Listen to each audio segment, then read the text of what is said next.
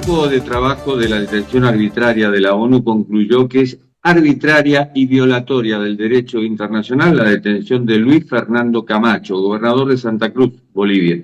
Se trata del resultado de la petición formulada por Human Rights Foundation en febrero de 2023. Camacho está en la cárcel de Chonchocoro, en la ciudad del Alto, cerquita de La Paz, desde finales de 2022, tras una investigación de los sucesos previos a la renuncia de Evo Morales, el 10 de noviembre de 2019. En ese momento, al frente del Comité Cívico de Santa Cruz, organizó protestas masivas contra el fraude electoral que derivaron en el final de aquel gobierno. Al año siguiente se presentó como candidato presidencial, obtuvo el tercer puesto. En marzo de 2021 fue elegido gobernador de Santa Cruz, cargo del que está actualmente suspendido debido a su situación judicial. El gobierno de Luis Arce, tildado de régimen híbrido en una democracia defectuosa por Human Rights Foundation, desestimó la posibilidad de liberar en forma inmediata, de liberarlo como lo reclama ahora el grupo de trabajo.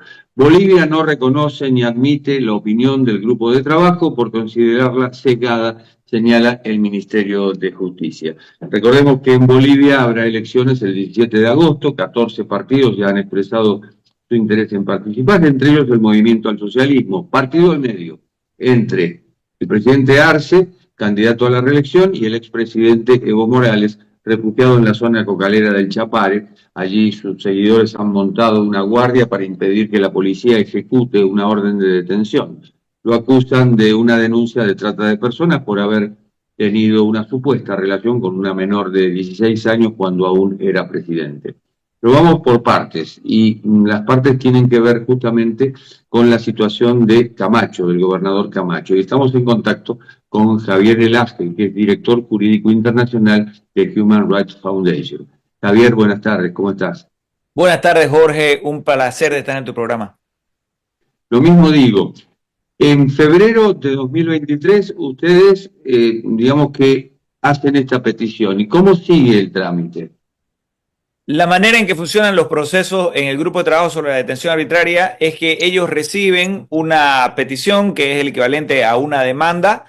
Luego ellos trasladan esta petición al Estado, en este caso al Estado boliviano. El Estado allí elige si participar o no. Hay algunos estados en el mundo que por lo general no participan, pero hay una gran mayoría, incluso países que son considerados dictatoriales o incluso totalitarios que participan, o sea que sí responden porque tienen un equipo legal grande y terminan respondiendo. Entonces el Estado boliviano respondió de manera competente con una respuesta de casi 20 páginas a nuestra demanda. Luego el grupo de trabajo nos pasa esa respuesta del Estado, nos pide nuestra réplica, nosotros hicimos lo propio y alrededor de un año después de eso terminamos recibiendo la resolución, la decisión del Grupo de Trabajo sobre Detención Arbitraria de la ONU, que es el equivalente a una sentencia. El Grupo de Trabajo es un órgano semijudicial y esta decisión fue muy contundente. Acabó determinando que bajo 4 de las 5 categorías bajo las que opera el Grupo de Trabajo, que son categorías de derecho internacional, esos son artículos distintos del Pacto Internacional de Derechos Civiles y Políticos y de la Declaración Universal de Derechos Humanos, que bajo 4 de esas 5 categorías la prisión del gobernador de Santa Cruz era arbitraria y que por tanto pide al Estado liberarlo de manera inmediata, además de pagar una compensación eventualmente por este encarcelamiento arbitrario. Así que ese es en resumen cómo se dio el proceso contencioso ante el Grupo de Trabajo sobre Detención Arbitraria de la ONU. Pero ahora el gobierno de Arce desestima el trabajo del grupo de trabajo, valga la redundancia. Es cierto, y nosotros hemos respondido diciendo lógicamente que el Estado, bajo el principio de estoppel internacional que se llama, o de buena fe dentro del derecho internacional, no puede acogerse a un procedimiento y luego de que sale el resultado distinto a lo que el Estado quería, ya decir no estamos de acuerdo con lo que dice este órgano, ¿no? Entonces, y no reconocemos su fallo. Entonces el Estado, si algo, y lo saben esto los abogados, debió haberse reservado el derecho a no reconocer la jurisdicción de este órgano, pero todo lo contrario, el Estado respondió reconociendo la jurisdicción de este órgano y ahora que no le gustó el resultado, ha dicho públicamente a través del Ministerio de Justicia y la Procuraduría General de la Nación, lo cual denota el carácter político del encarcelamiento del gobernador, ha salido a decir no vamos a cumplir el fallo. La manera que se debería aplicar este fallo en una democracia normal es que llega la resolución, los abogados de la parte beneficiada lo traen al tribunal donde se están ventilando los casos y ese tribunal aplica esta resolución. En Bolivia en particular, esta resolución es de carácter obligatorio, no solamente porque Bolivia es un estado signatario del Pacto Internacional de Derechos Civiles y Políticos, sino también porque Bolivia tiene bajo su orden constitucional, es decir, un artículo específico de la Constitución boliviana, 401, si no me equivoco, que establece la teoría del bloque de constitucionalidad, según la cual los tratados internacionales de derechos humanos y los órganos internacionales oficiales que aplican estos tratados tienen carácter constitucional, es decir, no tienen carácter legal por debajo de la Constitución, sino carácter constitucional. Entonces, estas decisiones deberían tener la misma validez y fuerza de una constitución del Tribunal Constitucional, de una decisión del Tribunal Constitucional de Bolivia y así es la jurisprudencia en Bolivia y desde incluso antes de que asuma el poder Evo Morales y durante el gobierno de Evo Morales esta jurisprudencia se profundizó. Obviamente en la práctica sabemos fue un gobierno autoritario que violaba la ley de muchas maneras, pero por lo menos desde el punto de vista formal estaba este principio ya en la Constitución y lo utilizó Evo Morales de hecho en algún momento bajo el Tribunal Constitucional para decir que podía seguirse reeligiendo porque era su derecho humano, el mismo argumento del dictador de Nicaragua, Daniel Ortega, lo utilizó bajo esa teoría del bloque de constitucionalidad. Entonces, tiene carácter vinculante, el gobierno está tratando de evitarlo, pero los abogados del gobernador Camacho a nivel interno van a hacer las acciones pertinentes internas, judiciales, para que los jueces sean quienes ejecuten ese fallo y liberen al gobernador. Caso contrario, nosotros lo hemos avisado, nosotros también en nuestro programa de litigio de impacto internacional tenemos un programa de sanciones, es decir, litigamos bajo lo que en Estados Unidos se llama Global Magnitsky Act, que es una ley que permite sanciones no para los estados, no para los gobiernos, sino para funcionarios públicos dentro de estos gobiernos que violan de manera flagrante derechos humanos. Y en este caso pediríamos sanciones para el ministro de Justicia, el procurador, los viceministros encargados del régimen penitenciario, que estarían encargados y los jueces pertinentes en su caso, que estuvieran incumpliendo esta decisión internacional. Eso te iba a preguntar justamente las consecuencias. Ahora, ¿Camacho sigue siendo gobernador? Esa es una excelente pregunta y la jurisprudencia del Grupo de Trabajo sobre Detención Arbitraria es clara. Él jamás debería haber perdido el puesto de gobernador, además porque sería una violación de sus derechos políticos a ejercer un cargo público para el cual él ya fue electo. Solamente se lo debería, en teoría, poder suspender una vez él sea condenado y sentenciado conforme a esa condena por un delito. Y por supuesto, él ya lleva casi 2 años y 4 meses preso como parte del régimen de detención preventiva, otra ilegalidad, porque él tiene trabajo conocido, no tiene ningún riesgo de escapar del país y sin embargo se lo tomó preso desde un comienzo. Nosotros, una de las cosas que nosotros pedimos al grupo de trabajo que declare, y el grupo de trabajo lo hizo así, es que esta prisión que él ha sufrido ya por más de 2 años y 3 meses y 4 meses es una prisión castigo, o sea, él ya está preso por todo este tiempo como un castigo de parte del gobierno. De hecho, la cárcel en la que él se encuentra es una cárcel de castigo, básicamente se lo ha mandado allá porque se sabe que él es de Santa Cruz, gobernador.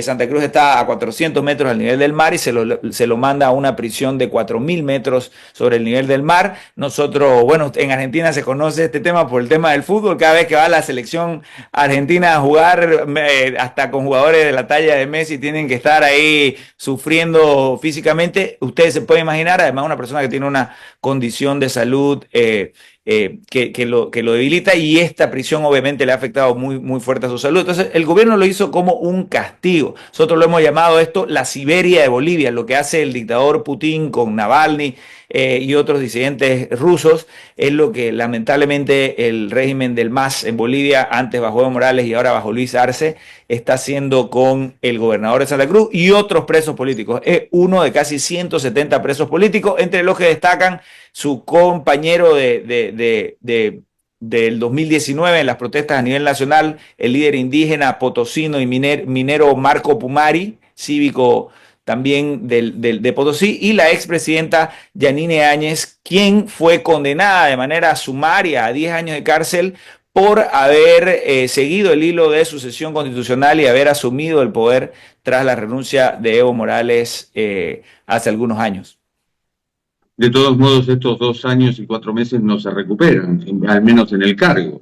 Es decir, termina su mandato y no será gobernador. ¿Hay elecciones el 17 de agosto? ¿Podría presentarse Camacho como candidato presidencial? Es una excelente pregunta. Yo esto lo sé porque sigo también sus redes sociales. Él se pronuncia a través de personas cercanas a él en las redes sociales, porque obviamente no tiene Twitter o acceso a eso desde la cárcel, pero se puede reunir con personas cercanas con la cual puede emitir sus criterios. Y él lo que está haciendo es públicamente apoyar un movimiento de unión de la oposición. Entonces él está apoyando el movimiento más grande que hay de unión de la oposición en este momento, y que, tengo entendido, por lo pronto ven como posible candidato de la unidad a el señor Samuel Doria Medina, aunque hay otros candidatos de oposición también en esa lucha, y él está tratando de lograr esa unidad y tratando de apoyar a uno. No tengo entendido ni he visto ningún